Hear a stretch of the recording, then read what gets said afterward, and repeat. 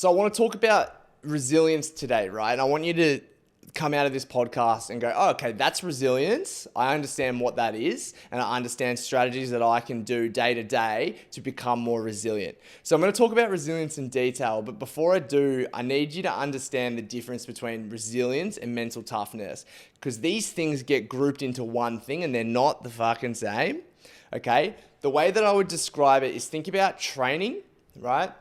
Exercising. Exercising is the main category, right? Now, underneath exercising, the subcategory would be things like resistance training, cardiovascular training, high intensity training, low to moderate training, etc. Now, if you think about mental toughness, it's kind of the same thing as what I'm trying to say there, right? So mental toughness is your main category. Then you've got things underneath it, things like discipline, things like confidence, things like resilience, things like grit. All of those things is what makes someone mentally tough. Now, there's tons of things that go into there. It's, to be able to list them, it would take me a bit of time, right? And I could talk about each of those things that fall under this top category for a really long time. We're not going to do that today. What we're going to talk about is resilience specifically. In a later podcast, I'm going to talk about some of those other things that do fall into this mental toughness category. But the thing that I want you to understand between the difference between resilience and mental toughness is resilience is about enduring, withstanding, and bouncing back from. Usually it has a bit more of like a negative attachment to it. So like people don't talk about being resilient to something that's positive, right? Like it's a bit more of a bounce back from a negative or something that was hard. So it really applies when something goes wrong. Being mentally tough is kind of like it's not going wrong in the first place. There's so many different factors that go into mentally tough, but we're going to park that for now and we're going to jump into resilience, right? So there's a few different types of resilience, right? We've got physical resilience, which is like our body's ability to withstand what we put it through. So the more physically prepared you are for something, the more resilient you're going to be for it, right? So if you're not training, you're not exercising, and you go to a marathon, your body's going to be fucking trash, okay? So that's having a lack of physical preparedness when it comes to physical resilience, right? Then we've got psychological resilience, which is like your ability to bounce back from things that are mentally hard. It's the ability to like withstand an ice bath, right? That's mental resilience. Then we have things like emotional resilience. So that's like the way we feel about something when something goes wrong or something's hard. So that can be, like you're in the ice bath and it's like the positive attitude that you have towards what you're doing currently, right? And then the last one is like social resilience, which we're going to not really talk about too much today, but that's thing like how you overcome problems that happen in like our environment and our community. So like terrorism, it could be like a community problem. It could be a loss of loved one. Like that's social resilience. Now, where exercise kind of comes into it is probably more of the first three, being a huge part on physical resilience and there's a massive emphasis on mental resilience. Having those two in top notch is going to be how you're going to be able to do really, really hard things, withstand them, and continuously do them, right? Now, there's a lot of things that go into actually building these, but this is some of the stuff that people talk about when it comes to resilience that I think are really important. So there's 5 major traits that when you're trying to build resilience that you need to look at. The first one is gratitude. The second one is compassion. The third one is acceptance. The fourth one is meaning. And the fifth one is forgiveness. Now, these don't seem like they correlate well with exercise, but they actually do. And I think it's important that when you're looking at becoming a more resilient person, that you take these things into consideration. You need to learn them. You need to understand them. You need to learn how you can bring them out in moments of need. It is really important. Now, some of these are going to have more merit than others, especially from if you're looking at purely an endurance endeavor here. But they are really important. Like gratitude, for example. How can you amplify gratitude when you're doing something hard? You can say to yourself like, I chose this. I'm lucky enough to be able to do something hard because I'm in a country that allows me to be able to do these crazy cool things. So that even just reframing your positive mindset, and you can see how that connects to emotional resilience, which we just spoke about before. Speaking very fast today. Second one is even like compassion. This has more of a this carries more merit when it comes to things like social resilience. However, I think it is still important to understand. Third one's acceptance, something that I'm really, really big on when it comes to exercise, like accepting your situation, controlling the controllables, letting go of what you can't control, accepting what you've chosen to do, why you're going to do it, what it means to you, just really letting go so that there's less resistance, which essentially allows you to be more resilient, right?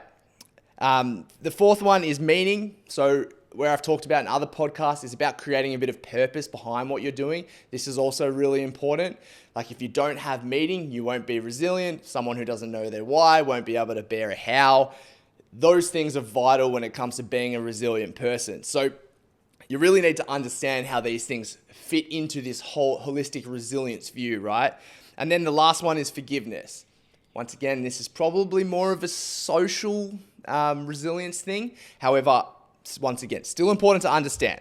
So we've got gratitude, compassion, acceptance, meaning, and forgiveness, with, a bigger emphasis being on like gratitude, acceptance, and meaning for, exercise endeavors and doing fucking hard things, right? Like forgiveness is probably less relevant here.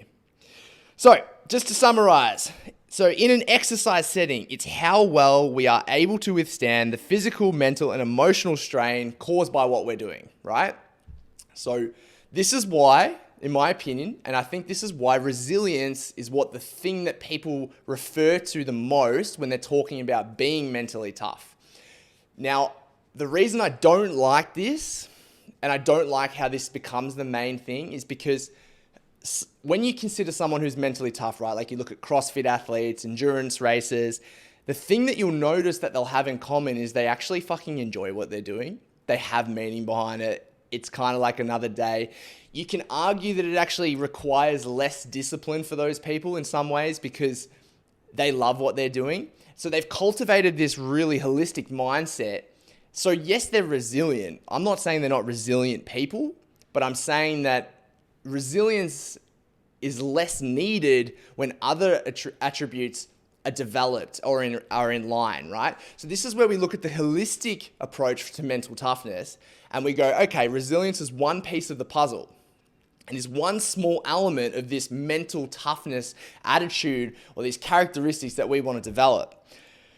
So when you're struggling to push through something time after time after time, you need to actually look at what's going wrong because something's going wrong. And don't get me wrong, like I have times where I'm doing shit, it's fucking hard, I don't want to do it.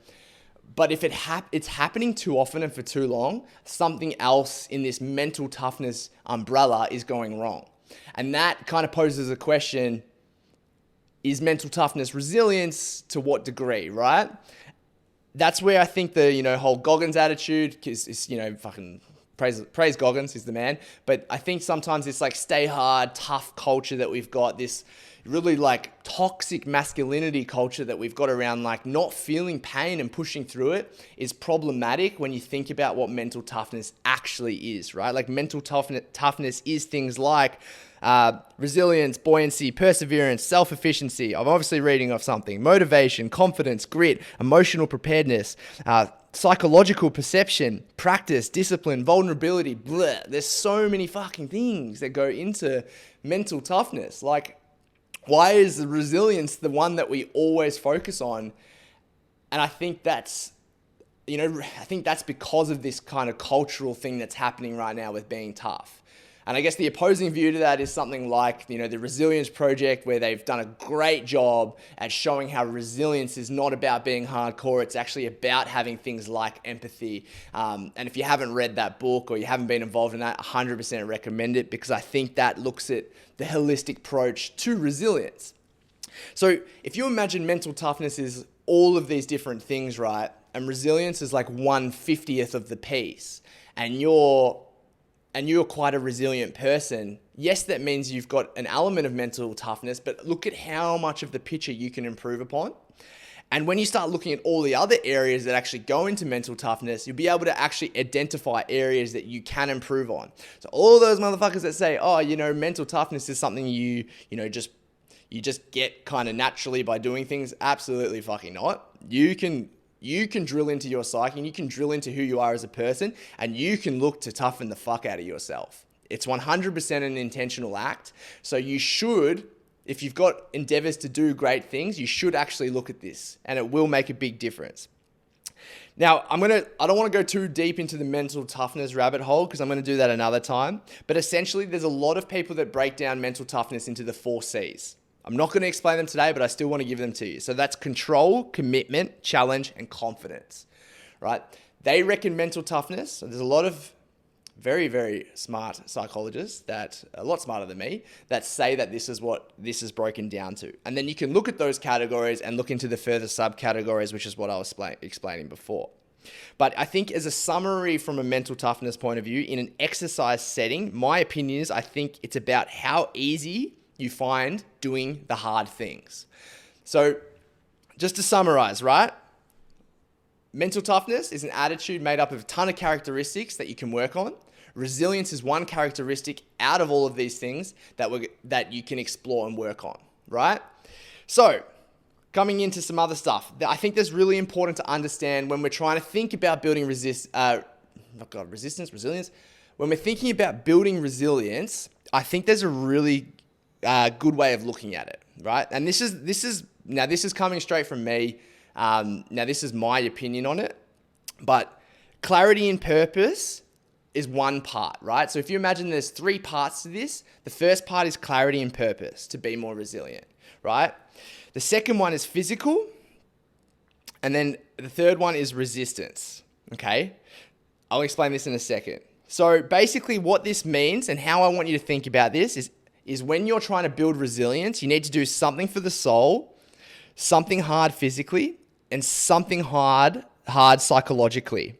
Now, what that means is that, and what I'm talking about this in is in like a day-to-day point of view, right? So if we're thinking about how do we actually fucking get more resilient, like what can we actually do besides doing crazy challenges, besides attacking big things, how do we do it? Like, what is the things that we can do? And this is, for me, is how I like to think about it as a day-to-day thing. So something for the soul, something hard physically, and something hard psychologically.